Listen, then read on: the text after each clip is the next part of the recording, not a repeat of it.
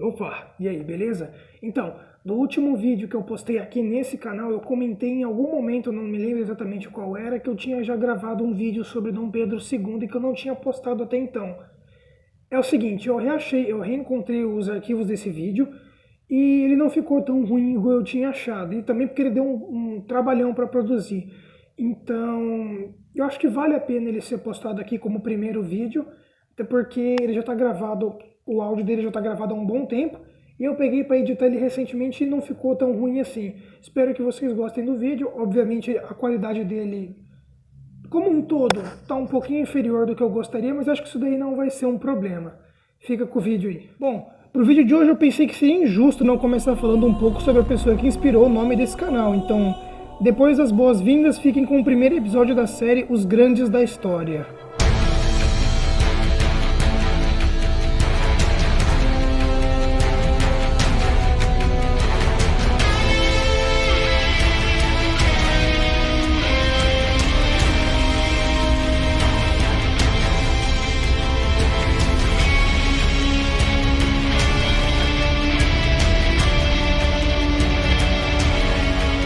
Episódio 1, Dom Pedro II. Filho de Dom Pedro I, imperador do Brasil, com a arquiduquesa Maria Leopoldina, Pedro II nasceu no Rio de Janeiro, na época capital do Brasil, no dia 2 de dezembro de 1825. Pedro era o sétimo filho de seu pai com sua primeira esposa. Antes dele, o casal já havia tido outros 2 meninos e 3 meninas, mas seus 2 irmãos não sobreviveram à infância, tornando assim Pedro sucessor de seu pai. No dia 11 de dezembro de 1826, Leopoldina falece alguns dias após dar à luz a um menino natimorto. Com a morte de sua esposa, Pedro casou-se com Amélia de Leuchtenberg, perdoa a pronúncia se estiver errado, com a qual Pedro II criou laços afetuosos mesmo tendo passado pouco tempo juntos. Pedro I, no dia 7 de abril de 1831, após um longo período de conflitos separatistas no sul e crises em Portugal, toma a decisão de abdicar o trono aqui no Brasil e embarca com Amélia para a Europa, deixando seu filho, já órfão de mãe, agora também sem o pai. Mas Pedro I amava seus filhos e não podia deixá-los aqui sem supervisão de confiança. Para isso, selecionou 3 pessoas para cuidar de seus filhos: José Bonifácio para servir de tutor, Mariana Carlota de Verna Magalhães para servir de aia e Rafael, um veterano da Guerra da Cisplatina.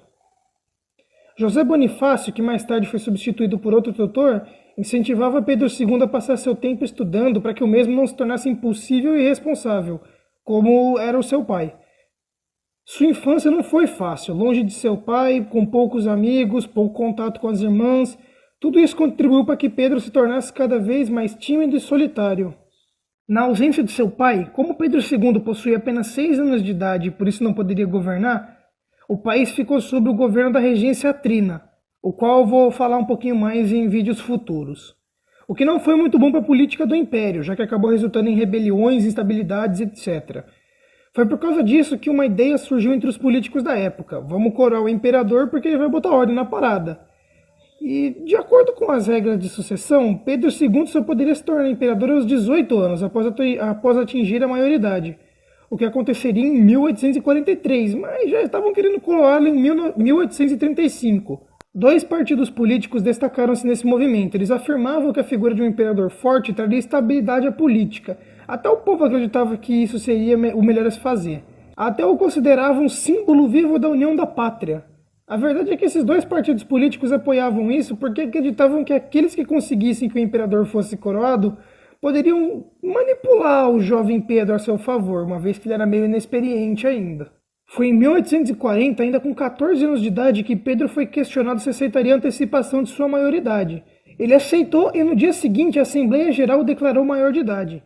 Em 1841, no dia 18 de julho, já com seus 15 anos de idade, Pedro foi consagrado e então coroado imperador do Brasil. Como imperador, Dom Pedro II era cuidadoso e dedicado, mas por conta da sua infância difícil manteve-se tímido e de poucas palavras, o que fazia que algumas tarefas de seu cargo se tornassem um pouquinho complicadas para ele. Enxergando isso como um defeito do imperador, alguns políticos influentes e até a sua dama, como chamava Mariana Carlota, a sua aia, incentivavam Pedro a se casar com alguém. Foi então que o reino das 2 Sicílias, apresentou a princesa Teresa Cristina como pretendente. Dizem que o retrato que Pedro recebeu mostrava uma jovem linda e o que o levou a aceitar a proposta. Eles se casaram por procuração quando Pedro ainda tinha 17 anos de idade, mas foi somente no dia 3 de setembro, alguns meses depois que eles se casaram, que a princesa desembarcou no Rio de Janeiro e... mentiram pro menino.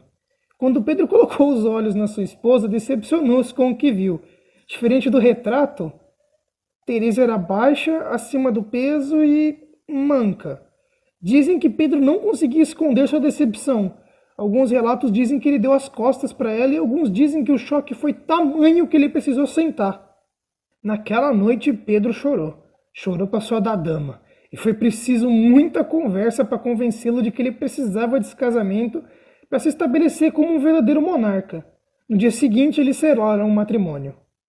De certa forma, o plano funcionou. Pedro cresceu, tornou-se um homem alto e de boa aparência, além de amadurecer mentalmente e tornar-se um verdadeiro cavalheiro.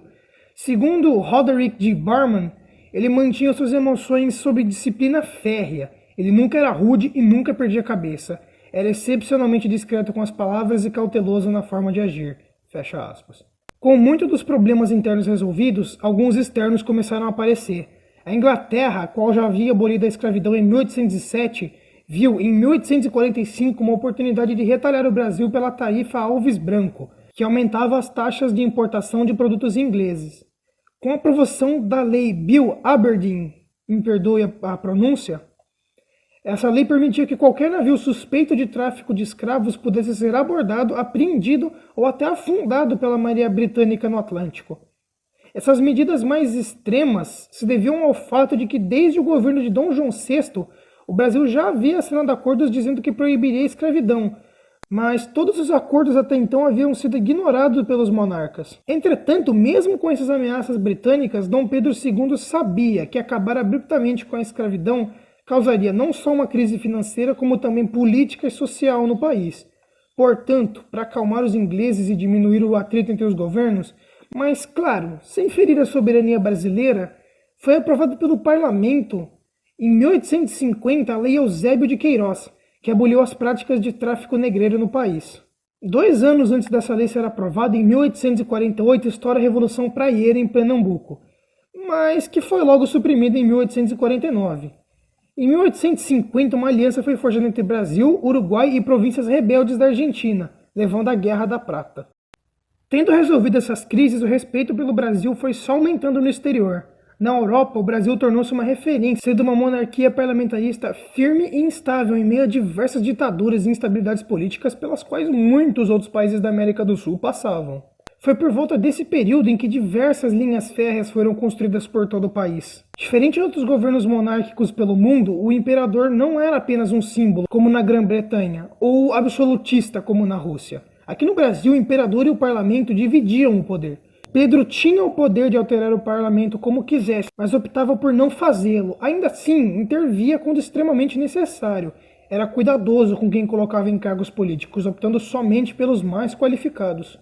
Pedro e Teresa tiveram 4 filhos, sendo respectivamente Afonso, Isabel, Leopoldina e Pedro, mas ambos os meninos morreram na infância, o que deixou o imperador severamente abalado. Por conta disso, Isabel tornou-se sua herdeira ao trono, mas, por mais que Pedro a amasse, não acreditava que ela conseguiria prosperar no trono, devido à natureza da época. Pedro achava que seu sucessor precisaria ser um homem, para que a monarquia pudesse continuar existindo, mas cada vez mais ele percebia que com a sua morte, as chances da monarquia desabarem com ele eram altas. Suas filhas receberam uma excelente educação, mas nunca foram preparadas para governar. Pedro até teve relações românticas com outras mulheres, mas não adúlteras. A mais famosa sendo a Condessa de Barral. Pedro sabia que Teresa era sua esposa, mas não a considerava seu amor.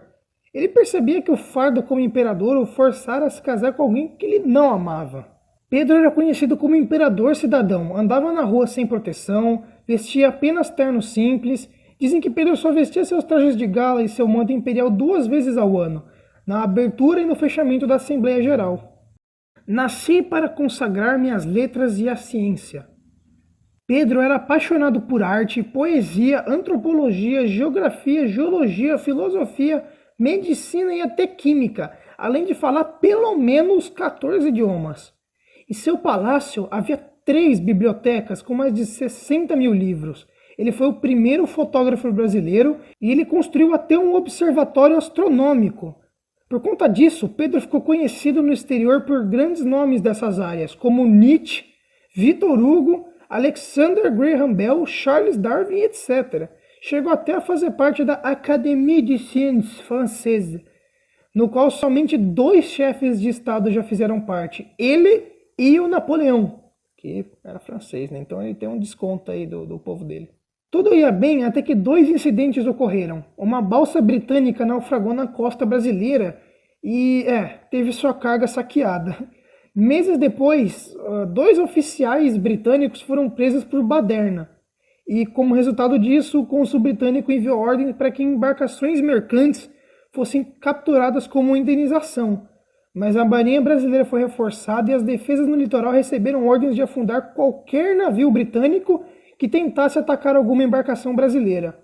Pedro não cedeu às ameaças e, como resposta, o cônsul ofereceu a paz, mas Pedro negou e cortou todas as relações diplomáticas com os ingleses em junho de 1863. Pouco tempo depois, um conflito iniciou-se no Uruguai, resultando na destruição de propriedades brasileiras no país. Com medo de conflitos com os britânicos, Pedro invadiu o Uruguai em 1864 e logo em 2 de fevereiro de 1865 encerrou a guerra. Em dezembro desse mesmo ano, o presidente vitalício do Paraguai, ou melhor, ditador Solano Lopes, aproveitou a situação para invadir o Mato Grosso, o que deu início à Guerra do Paraguai. Eu ainda vou me aprofundar mais nesse assunto, então vamos dar uma passada rápida agora. Resumindo bem, Solano invade o Brasil, Dom Pedro não gosta, se junta com a Argentina, que também tinha sido atacada, e com o Uruguai, formando assim a Tríplice Aliança. Pedro quer ir para a guerra, mas não deixam. Ele ameaça abdicar, deixam ele ir. Mas ele não vai como imperador, vai como voluntário da pátria. Qualquer um que quisesse segui-lo para a guerra era bem-vindo, e o povo foi com ele. Vitória atrás de vitória, e uma outra derrota deixaram muita gente sem vida, soldados inocentes. A guerra termina com a morte de Solano e o Paraguai fica ocupado pelo Brasil pelos próximos anos. Os 2 países mais afetados pela guerra são justamente o Paraguai, que foi moído até não sobrar nada, e o Brasil, que se endividou até não poder mais. Com tantas dívidas e mortes na conta de Pedro, a sua imagem sofreu um baque. Isso gerou desconfiança dos políticos em Pedro, enquanto o exército tornava-se cada vez mais poderoso e influente no país. As vitórias contra os paraguaios e os britânicos levaram o Império Brasileiro ao seu auge. A escravidão estava fadada ao desaparecimento, dívidas da guerra foram pagas, desenvolvimento tecnológico, social e político, a imigração aumentava cada vez mais. Por volta de 1870, Pedro começou a se mostrar cada vez mais contrário à escravidão. O imperador, que nunca tivera escravos, agora afirmava publicamente que a escravidão era vergonha nacional. Visando exterminar de vez essa prática desumana, Pedro põe em discussão uma lei, a Lei do Ventre Livre, decretada em 28 de setembro de 1871. A lei defendia as crianças nascidas de escravas como pessoas livres. Os opositores a essa decisão afirmavam que aquele era o desejo pessoal de Pedro e não o da nação. Após voltar ao Brasil, depois de algumas viagens, Pedro deparou-se com problemas com a igreja. A instituição, que agora era constituída por pessoas selecionadas pelo governo, sentia-se cada vez mais sob o controle do império, o que gerou descontentamento de muitos. Em 1872 foi ordenado que todos os maçons da igreja fossem expulsos de seus cargos. Pedro não era maçom, mas negou a expulsão por acreditar que deveria proteger os direitos civis. A crise só teve fim em 1875, quando o imperador, mesmo não querendo, anistiou os 2 bispos que havia prendido durante a crise. Depois de muitos anos como imperador, já em 1880, o Brasil continuava a prosperar, mas Pedro já não era mais o mesmo. Ele estava cansado e cada vez mais indiferente das coisas. Ele continuava cuidadoso com os deveres como imperador, mas ele começava a pender para o pessimismo. Um dos fatores que levava a isso era o fato de que o único herdeiro ao trono era sua filha. Isso levava Pedro a crer que a morte de seus 2 filhos era um sinal de que o império estava fadado à destruição. O positivismo agora também se tornava cada vez mais uma ameaça ao monarquismo do país, já que quem seguia esse caminho político sonhava com uma república ditatorial. Em 1887, graves problemas de saúde atingiram Pedro. Seus médicos recomendaram que ele buscasse tratamento na Europa. Seu caso era tão grave que o imperador chegou a receber a extrema unção. Durante sua ausência, Isabel ficou no comando do império. Foi então que a última grande batalha do império se iniciou, e dessa vez o inimigo era poderoso.